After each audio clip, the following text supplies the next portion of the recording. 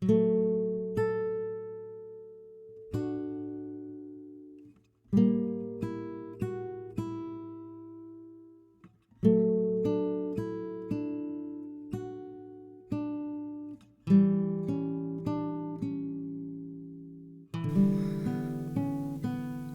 back, everybody. Tonight I have a story by Lucy Maud Montgomery. A Patent Medicine Testimonial. You might as well try to move the Rock of Gibraltar as attempt to change Uncle Abimelch's mind when it is once made up, said Murray gloomily. Murray is like dear old Dad. He gets discouraged rather easily. Now, I'm not like that. I'm more like mother's folk, as Uncle Abimelch has never failed to tell me when I have annoyed him. I'm all foster. Uncle Abimelch doesn't like the Fosters. But I'm glad I take after them. If I had folded my hands and sat down meekly when Uncle Abimelch made known his good will and pleasure regarding Murray and me after Father's death, Murray would never have got to college, nor I either, for that matter. Only I wouldn't have minded that very much. I just wanted to go to college because Murray did. I couldn't be separated from him. We were twins and had always been together. As for Uncle Abimelch's mind, I knew that he never had been known to change it. But, as he himself was fond of saying, there has to be a first time for everything, and I had determined that this was to be the first time for him. I hadn't any idea how I was going to bring it about, but it just had to be done, and I'm not all foster for nothing. I knew I would have to depend on my own thinkers. Murray is clever at books and dissecting dead things, but he couldn't help me out in this, even if he hadn't settled beforehand that there was no use in opposing Uncle Abimelch.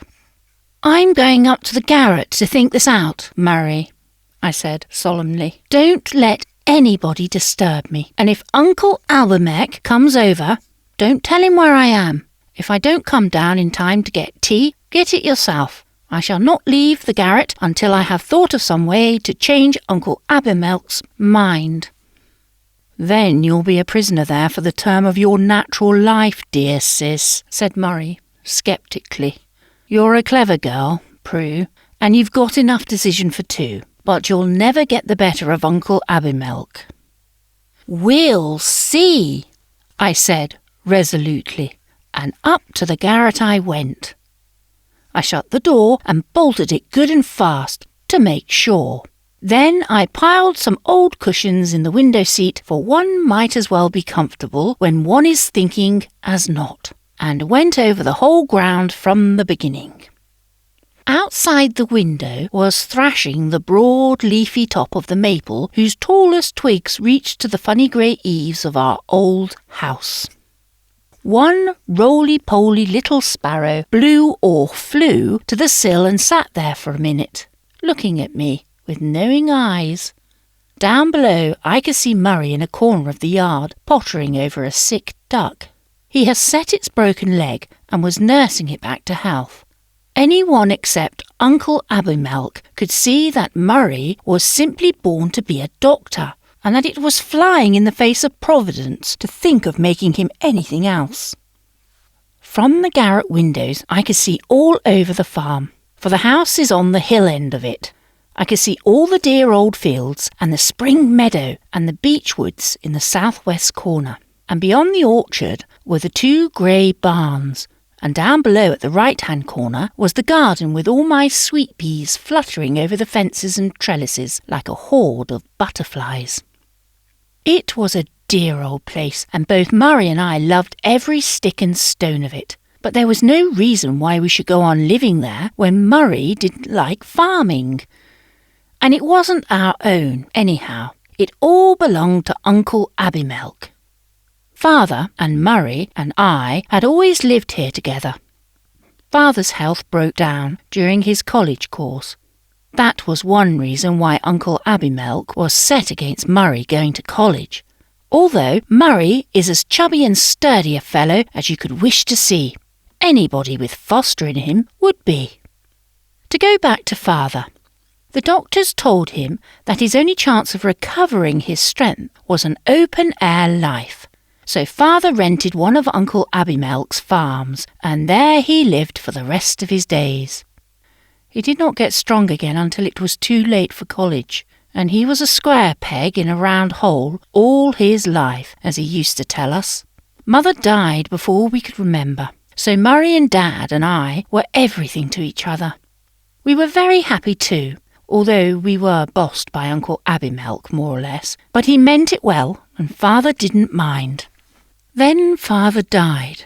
Oh, that was a dreadful time. I hurried over it in my thinking out. Of course, when Murray and I came to look at our position squarely in the face, we found that we were dependent on Uncle Abimelech for everything, even the roof over our heads. We were literally as poor as church mice, and even poorer, for at least they get churches rent-free. Murray's heart was set on going to college and studying medicine. He asked Uncle Abimelech to lend him enough money to get a start with it, and then he could work his way along and pay back the loan in due time. Uncle Abimelech is rich, and Murray and I are his nearest relatives. But he simply wouldn't listen to Murray's plan. "I put my foot firmly down on such nonsense," he said, "and you know that, when I put my foot down, something squashes." It was not that Uncle Abimelech was miserly or that he grudged us assistance. Not at all. He was ready to deal generously by us, but it must be in his own way. His way was this. Murray and I were to stay on the farm, and when Murray was 21, Uncle Abimelech said he would deed the farm to him, make him a present of it out and out. "It's a good farm, Murray," he said. "Your father never made more than a bare living out of it because he wasn't strong enough to work it properly. That's what he got out of a college course, by the way. But you are strong enough and ambitious enough to do well." But Murray couldn't be a farmer. That was all there was to it. I told Uncle Abimelech so, firmly, and I talked to him for days about it, but Uncle Abimelech never wavered. He sat and listened to me with a quizzical smile on that handsome, clean-shaven, ruddy old face of his, with its cut granite features, and in the end he said, "You ought to be the one to go to college if either of you did, Prue. You would make a capital lawyer if I believed in the higher education of women, but I don't. Murray can take or leave the farm as he chooses. If he prefers the latter alternative, well and good. But he gets no help from me. You're a foolish little girl, Prue, to back him up in this nonsense of his." It makes me angry to be called a little girl when I put up my hair a year ago, and Uncle Abimelech knows it. I gave up arguing with him. I knew it was no use anyway. I thought it all over in the garret, but no way out of the dilemma could I see. I had eaten up all the apples I had brought with me, and I felt flabby and disconsolate. The sight of Uncle Abimelech stalking up the lane as erect and lordly as usual served to deepen my gloom. I picked up the paper my apples had been wrapped in and looked it over gloomily. Then I saw something, and Uncle Abimelech was delivered into my hand. The whole plan of campaign unrolled itself before me, and I fairly laughed in glee, looking out of the garret window right down on the little bald spot on the top of Uncle Abimelech's head, as he stood laying down the law to Murray about something. When Uncle Abimelech had gone, I went down to Murray. "Buddy," I said, "I've thought of a plan, and I'm not going to tell you what it is, but you are to consent to it without knowing. I think it will quench Uncle Abimelech, but you must have perfect confidence in me. You must back me up no matter what I do, and let me have my own way in it all." "All right, sis," said Murray. That isn't solemn enough, I protested. I'm serious. Promise me. Solemnly. I promise solemnly, cross my heart, said Murray, looking like an owl. Very well. Remember that your role is to lie low and say nothing, like Brer Rabbit. Alloway's anodyne liniment is pretty good stuff, isn't it, Murray? It cured your sprain after you had tried everything else, didn't it? Yes, but I don't see the connection. It isn't necessary that you should. Well, what with your sprain and my rheumatics, I think I can manage it. Look here, Prue. Are you sure that long brooding over troubles up in the garret hasn't turned your brain? My brain is all right. Now leave me, minion. There is that which I would do. Murray grinned and went. I wrote a letter, took it down to the office and mailed it. For a week there was nothing more to do. There is just one trait of Uncle Abimelech's disposition more marked than his fondness for having his own way, and that one thing is family pride. The Melvilles are a very old family. The name dates back to the Norman conquest, when a certain Roger de Melville, who was an ancestor of ours, went over to England with William the Conqueror. I don't think the Melvilles ever did anything worth recording in history since. To be sure, as far back as we can trace, none of them has ever done anything bad either. They have been honest, respectable folk, and I think that is something worth being proud of. But Uncle Abimelech pinned his family pride to Roger de Melville. He had the Melville coat of arms and our family tree made out by an eminent genealogist, framed and hung up in his library, and he would not have done anything that would have chimed in with that coat of arms and a conquering ancestor for the world. At the end of a week I got an answer to my letter. It was what I wanted. I wrote again and sent a parcel. In 3 weeks' time the storm burst. One day I saw Uncle Abimelech striding up the lane. He had a big newspaper clutched in his hand. I turned to Murray, who was poring over a book of anatomy in the corner. Murray, Uncle Abimelech is coming. There is going to be a battle royale between us. Allow me to remind you of your promise. To lie low and say nothing? That's the cue, isn't it, sis? Unless Uncle Abimelech appeals to you. In that case, you are to back me up. Then Uncle Abimelech stalked in. He was purple with rage. Old Roger de Melville himself never could have looked fiercer. I did feel a quake or two, but I faced Uncle Abimelech undauntedly. No use in having your name on the roll of Battle Abbey if you can't stand your ground. Prudence! What does this mean? Thundered Uncle Abimelech as he flung the newspaper down on the table. Murray got up and peered over. Then he whistled. He started to say something, but remembered just in time and stopped. But he did give me a black look. Murray has a sneaking pride of name too, although he won't own up to it and laughs at Uncle Abimelech. I looked at the paper and began to laugh. We did look so funny, Murray and I, in that advertisement. I took up the whole page, and at the top were our photos, half life-size, and underneath our names and addresses printed out in full. Below was the letter I had written to the Alloway anodyne liniment folks. It was a florid testimonial to the virtues of the liniment. I said that it had cured Murray's sprain after all other remedies had failed, and that when I had been left a partial wreck from a very bad attack of rheumatic fever, the only thing that restored my joints and muscles to working order was Alloway's anodyne liniment, and so on. It was all true enough, but I dare say old Aunt Sarah from the Hollows rubbing had as much to do with the cures as the liniment. But that is neither here nor there.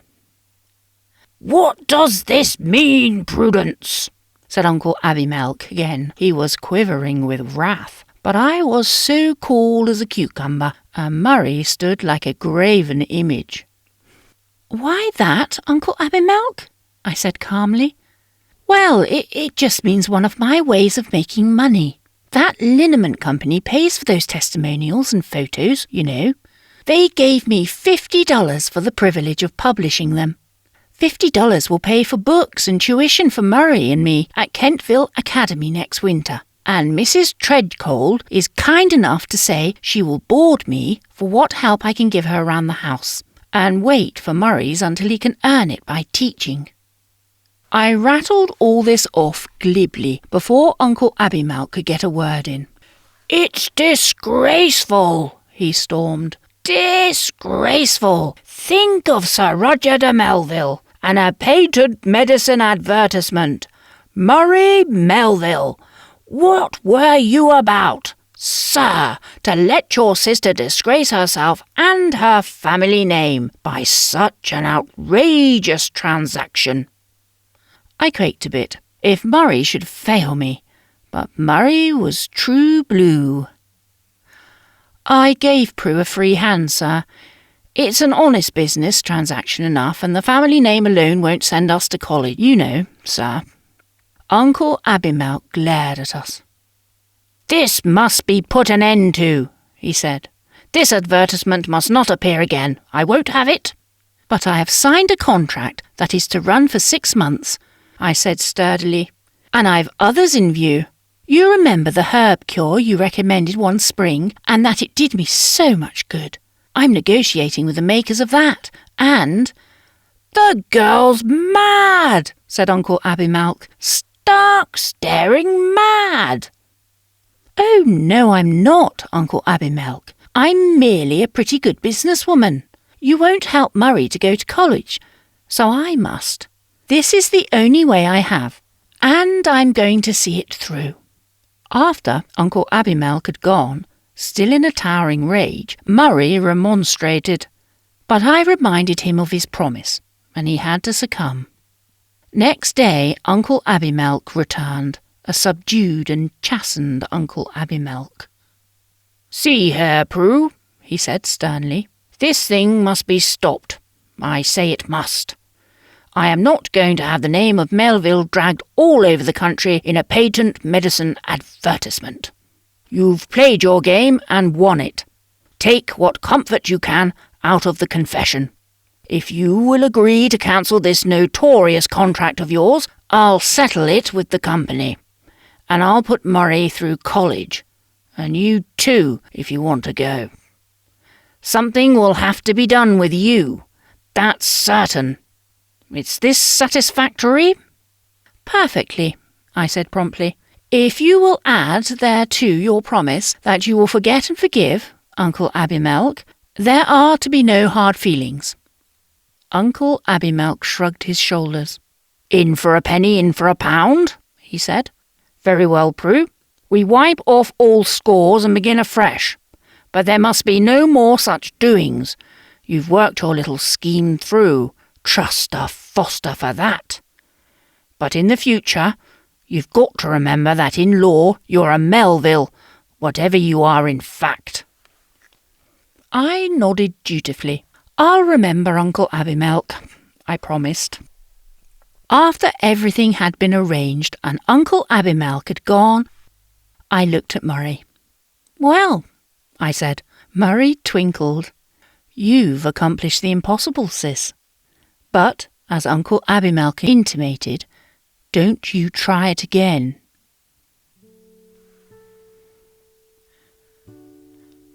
Thank you everybody for listening. Wasn't that a wonderful story? Do let me know down below in the comments what you think, and I will see you all next time. Bye-bye.